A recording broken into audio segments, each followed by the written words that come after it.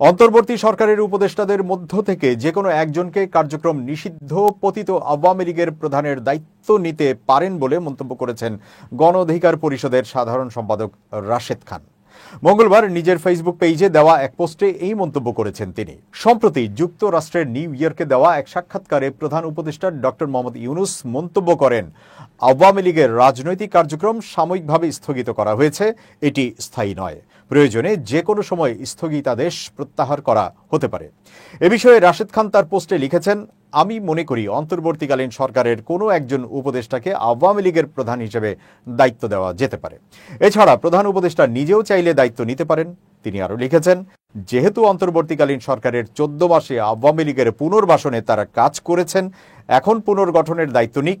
সাংগঠনিক কার্যক্রম নিষিদ্ধের নামে বিপ্লবী জনগণের চোখে ধুলা দিয়ে লাভ কি? স্ট্যাটাসের সঙ্গে একটি পত্রিকার ফটো কার্ড যুক্ত করেছেন রাশেদ খান। জিটিওকে দেওয়া প্রধান উপদেষ্টা ডক্টর মোহাম্মদ ইউনূসের দেওয়া সাক্ষাৎকারের বরাত দিয়ে বলা হয়েছে, আওয়ামী লীগ দল হিসেবে বৈধ, তবে কার্যক্রম সাময়িকভাবে স্থগিত করা হয়েছে। যে কোনো সময় এই নিষেধাজ্ঞা তুলে নেওয়া হতে পারে।